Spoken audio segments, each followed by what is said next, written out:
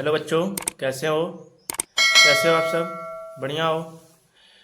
तो दोस्तों, आज हम लोग सीखेंगे एक्सरसाइज 3.1। इसके पिछले दो वीडियो बना चुके हैं हम, जिसमें पहले वीडियो में हम मैट्रिक्स का इंट्रोडक्शन, दूसरी वीडियो में एक्सरसाइज 3.1 के क्वेश्चन करवाए हैं 1 to 5 तक। ठीक है, आज इस वीडियो में हम सीखेंगे 6 to 10 तक क्वेश्चन। दोस्तों, अगर आप मेरे चैनल पर नए हैं तो मेरे चैनल को सब्सक्राइब कर लीजिएगा और वीडियो पसंद आए तो वीडियो को लाइक एंड शेयर जरूर कीजिएगा दोस्तों। ठीक है, चलिए बिना देर किए हुए वीडियो को स्टार्ट करते हैं। तो दोस्तों, क्वेश्चन नंबर 6 है। क्या बोला है? निम्नलिखित समीकरणों से x, y तथा z के मान ज्ञात करना है। ठीक ना, इसी समीकरणों से। तो हम ऐसा समीकरण बोले हैं, ऐसा समीकरण जब भी देगा तो आपको तुलना करना है। क्या करना है बच्चों? तुलना करना है। तो तुलना करने पर लिखिए तुलना करने पर। ठीक है, तुलना करने पर। तो अगर आपको तुलना नहीं करने आ रहा होगा तो मैं मैट्रिक्स के इंट्रोडक्शन में जाकर आप लोग देख सकते हैं। मेरे चैनल को ओपन कीजिएगा, मैंने एक प्लेलिस्ट बना रखी है, उसी प्लेलिस्ट में आपको वीडियो मिल जाएगा। ठीक है, तो चलिए देखिए, इसका तुलना हम इससे करेंगे, इसका तुलना इससे करेंगे, इसका तुलना हम इससे करेंगे और इसका तुलना इससे करेंगे। दोस्तों, x और y तथा z का मान ज्ञात करना है। देखिए, पहले x का मान ज्ञात करते हैं। x की तुलना हम किससे करेंगे? 1। x की वैल्यू कितना आ जाएगी बच्चों? 1। x का आंसर आ गया, 1 आया। ठीक है ना। अब y का मान देखते हैं। देखिए, y ये रहा, तो y की तुलना 3 से करेंगे। ठीक है, नहीं सॉरी, y की तुलना 4 से करेंगे। ठीक है ना। तो चलिए, y की तुलना 4 से करेंगे तो क्या आ जाएगा? y की वैल्यू 4 आ जाएगी फ्रेंड्स, y की वैल्यू 4। ठीक है, और z की तुलना, अब z की तुलना 3 से हम करेंगे तो z बराबर क्या आ जाएगा बच्चों? 3 आ जाएगा। तो देखिए, हमारा निकल चुका है x का मान 1, y का मान 4, z का मान 3 निकल चुका है। ठीक है, तो आशा करता हूँ कि आप लोग को समझ आ रहा होगा। तो दोस्तों, इसमें कुल 3 पार्ट है। फर्स्ट पार्ट हमने सॉल्व कर लिया। अब चलते हैं सेकंड पार्ट पर। सेकंड पार्ट क्या कह रहा है? देखिए, इसमें भी बोला है तुलना करना है। देखिए, x प्लस वाई की तुलना हम किससे करेंगे बाबू? 6 से करेंगे। 5 प्लस जेड की तुलना 5 से करेंगे और x y की तुलना हम किससे करेंगे? 8 से करेंगे। ठीक है, तो पहले तुलना करते हैं हम बच्चों, तुलना करने पर। ठीक है, तो x प्लस वाई की तुलना किससे करेंगे? 6 से करेंगे। ठीक है, x प्लस वाई की वैल्यू कितना आ गई? 6 आ गई। यहाँ पर किसी एक की वैल्यू निकाल लेते हैं, मतलब चलिए y की वैल्यू निकाल लेते हैं। y की वैल्यू निकालेंगे 6 माइनस x निकलेगा, इसको हम समीकरण मान लेते हैं 1। ठीक है, अब दूसरा चलते हैं बाबू x और y पर। x y की तुलना हम किससे करेंगे? 8 से करेंगे। x y की तुलना किससे करेंगे? हम 8 से करेंगे। ठीक है, तो अब देखिए, यहाँ पर y की वैल्यू हमने 6 माइनस एक्स निकाला है, तो y के जगह पर हम रख सकते हैं ना, रख सकते हैं कि नहीं? तो यहाँ पर रख सकते हैं y की वैल्यू, तो हो जाएगा हमारे पास x। ठीक है, y की वैल्यू क्या रखेंगे हम? 6 माइनस का x। ठीक है, 6 माइनस का x इज इक्वल टू क्या आ जाएगा? 8 आ जाएगा। चलिए बाबू, इसको सॉल्व करते हैं। x में 6 का मल्टीप्लाई होगा तो 6x होगा कि नहीं होगा बताइए, और इसमें मल्टीप्लाई कीजिए एक्स स्क्वायर, पेन नहीं चल रहा है। ठीक है, अब बराबर 8 आ गया। अब सभी को उस तरफ पक्षांतर कर दीजिए। ठीक है, उस तरफ क्या कर दीजिए? पक्षांतर कर दीजिए। देखिए, एक्स स्क्वायर उधर जाएगा तो क्या आ जाएगा? प्लस का एक्स स्क्वायर हो जाएगा। ठीक ना, पेन नहीं चल रहा है, दूसरी पेन यूज करते हैं। एक्स स्क्वायर हो जाएगा। अब ये 6x उधर जाएगा तो माइनस का हो जाएगा 6x। देखिए, +8 इधर है ही है, +8 लिख दीजिए और इज इक्वल टू में क्या आएगा? 0। अब आप एक गुणनखंड करना जानते होंगे, तो इसको गुणनखंड से हम हल करेंगे। देखिए, गुणनखंड से हल करते हैं। देखिए कैसे, इसको ऐसे दो खंडों में तोड़ना है बाबू कि जोड़ने पर हमारा 6 माइनस 6x आ जाए और मल्टीप्लाई करने पर 8x स्क्वायर आ जाए। ठीक है, तो चलिए दो भागों में तोड़ते हैं हम। देखिए, एक्स स्क्वायर, ठीक है, फिर उसके बाद चलेंगे हम ऐसे दो भागों में कौन से तोड़ें बताइए, जल्दी बताइए।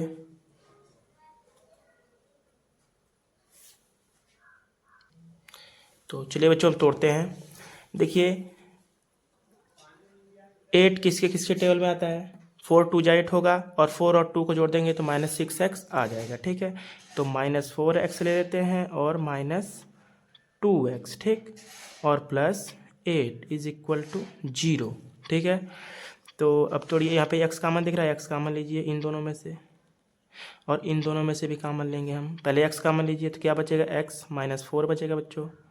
यहाँ पर क्या बचेगा, -2 कामन लीजिए तो यहाँ पर बचेगा x -4 बचेगा, इज इक्वल टू 0 बचेगा। ठीक है, तो अब एक क्वेश्चन में x-4 लिखिए और एक क्वेश्चन में x-2। ठीक है, एक बार इसको उधर बना के एक बार इसको उधर भेज के 0 बनाइए।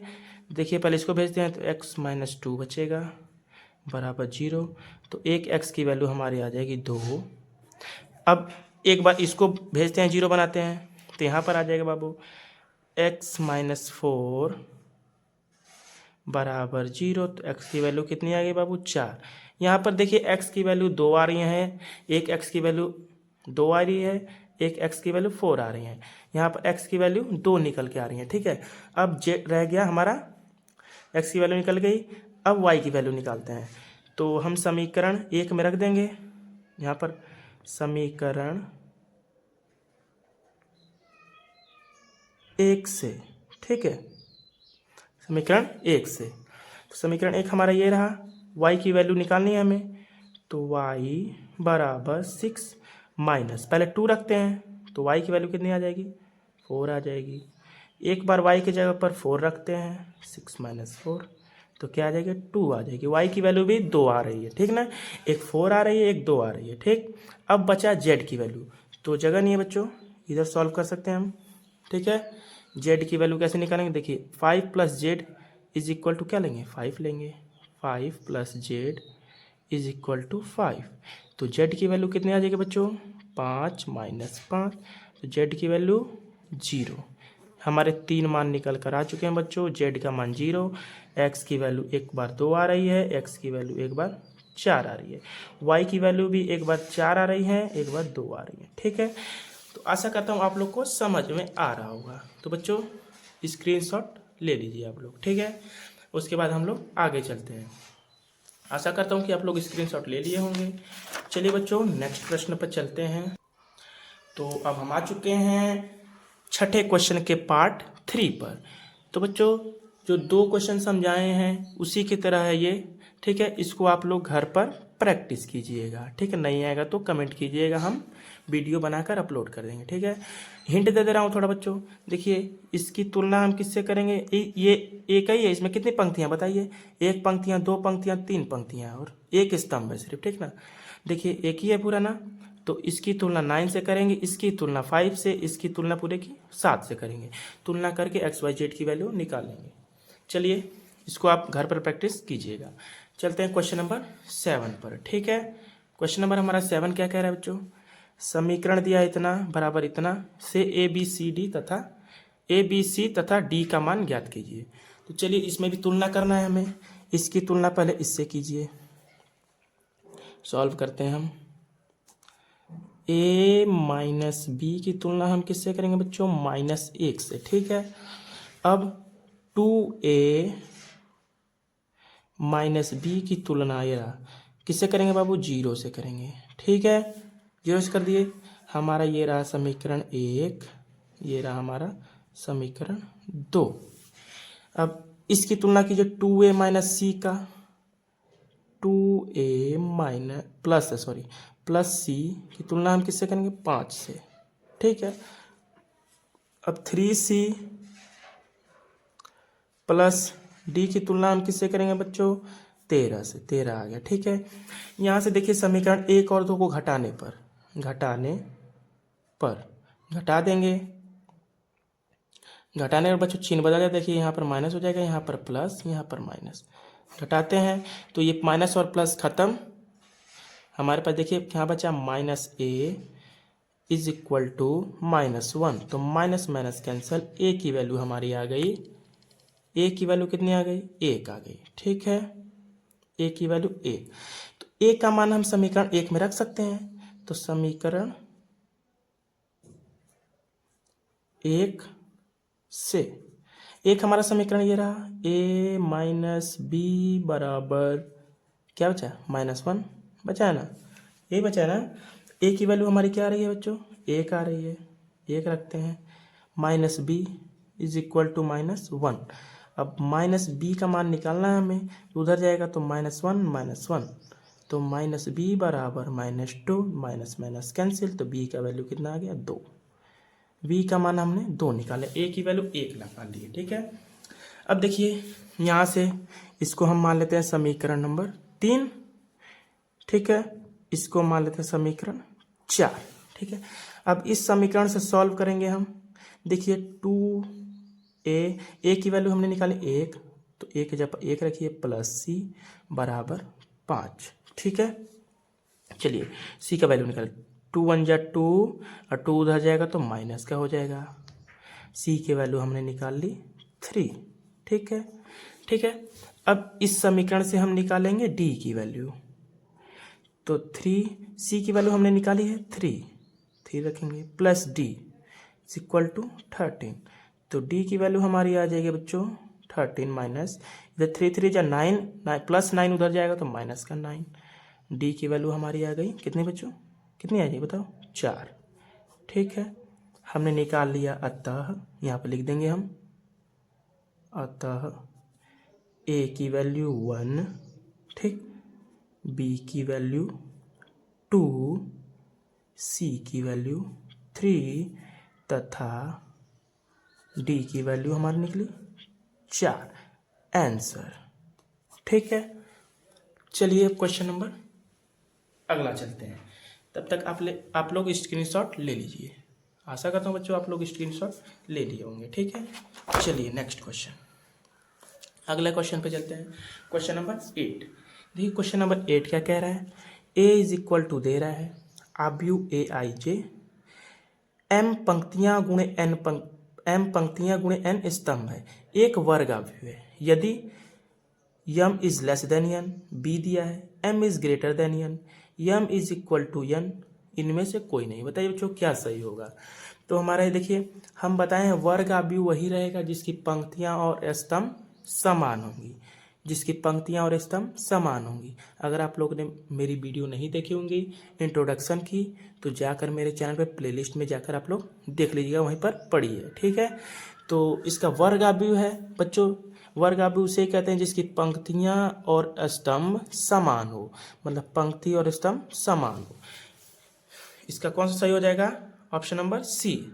चलिए बच्चों क्वेश्चन नंबर 9 पर चलते हैं। ठीक है, 9 क्या कह रहा है, x तथा y के प्रदत्त किन मानों के लिए आव्यूहों के निम्नलिखित युग्म समान है।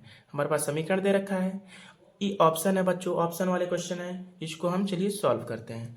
तो इसकी तुलना हम किससे करेंगे बच्चों, इससे करेंगे 3x प्लस 7 की तुलना किससे करेंगे बच्चों, 0 से।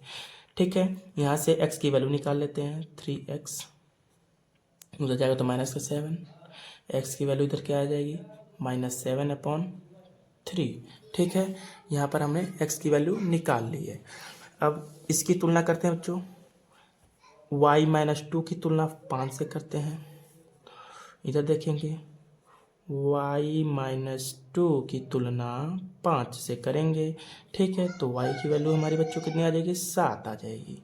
ठीक, अब इसकी तुलना y + 1 की तुलना 8 से करेंगे, y + 1 से तुलना करेंगे 8 से। ठीक है, तो y की वैल्यू 7 आ रही है।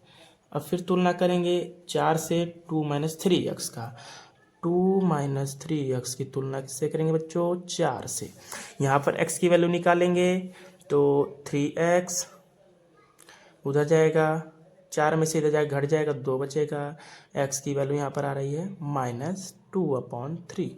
बच्चों एक ही वैल्यू आप लोग देखकर ट्रिक मत लगा दीजिएगा, ठीक है ना, सही वैल्यू निकाल के तब ट्रिक लगाइएगा। ठीक, देखिए x की वैल्यू कितनी आ रही है, एक बार -7/3। वाई की वैल्यू देखिए दोनों बार सेम आई है हर एक समीकरण से, ठीक है। लेकिन एक्स की वैल्यू यहाँ पर -7/3 आ रही है, यहाँ पर -2/3 आ रही है। तो एक्स और दोनों एक्स की वैल्यू अलग अलग आ रही हैं, तो इससे हमारा क्या है, ज्ञात करना संभव नहीं है, ऑप्शन बी, ठीक है।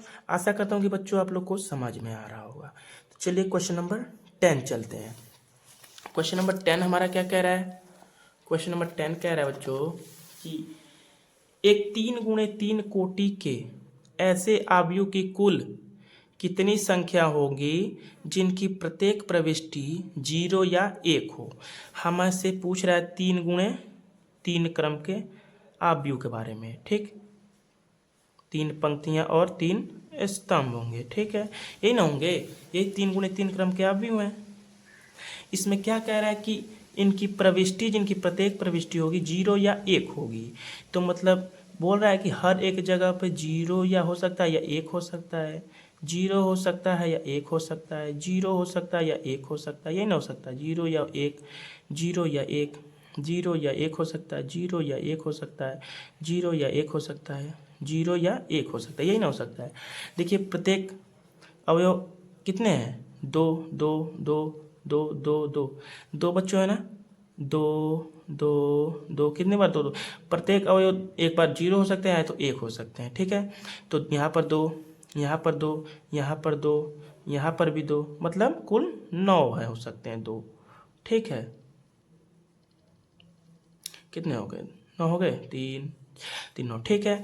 इसको हम लिख सकते हैं बच्चों 2 के पावर 9। इसको बच्चों आप सॉल्व करेंगे तो आ जाएगा हमारा 512, ठीक है। तो ये समझ आया होगा। एक बार और इसको कोशिश करते हैं समझाने की बच्चों। देखिए कह रहा है 3x3 कोटि के ऐसे अवयव की कुल कितनी संख्या होंगी। देखिए 3x3 क्रम का अवयव हमने ले लिया जिनकी प्रविष्टि प्रत्येक 0 या 1 है, ठीक है, 0 या 1 है। तो बोल रहा है या तो 0 हो सकता है या तो 1 हो सकता है, 2 हो सकते हैं कि नहीं, 2 अवयव हो सकते हैं या तो 0 या 1, ठीक है। तो 2 लिखा हमने, हर जगह 2 हो सकते हैं, यहाँ पर भी 2, यहाँ पर भी, यहाँ पर भी, यहाँ पर, इसलिए 9 2 है। तो 2 के पावर इसको लिख सकते हैं 9। इसको सॉल्व करेंगे बच्चों तो 512 आ जाएगा हमारा ऑप्शन नंबर डी, ठीक है। तो दोस्तों आप लोग इसका भी स्क्रीनशॉट ले लीजिए, ठीक है, ले लीजिए बच्चों। और लास्ट वाले 10 क्वेश्चन का भी ले लीजिए आप लोग स्क्रीनशॉट लीजिए। आशा करता हूँ बच्चों आप लोगों ने ले लिया होगा। तो बच्चों बस आज की क्लास यहीं ख़त्म होती है। अब हम अगली क्लास में मिलेंगे एक्सरसाइज 3.2 के साथ। दोस्तों अगर मेरे चैनल पर आप लोग नए जुड़ रहे हैं तो कृपया करके मेरे चैनल को सब्सक्राइब कर लीजिए। अब मिलते हैं दोस्तों अगली वीडियो में, तब तक के लिए नमस्कार। मिलते हैं दोस्तों अगली वीडियो में, ठीक है। तो चलिए जय हिंद जय भारत।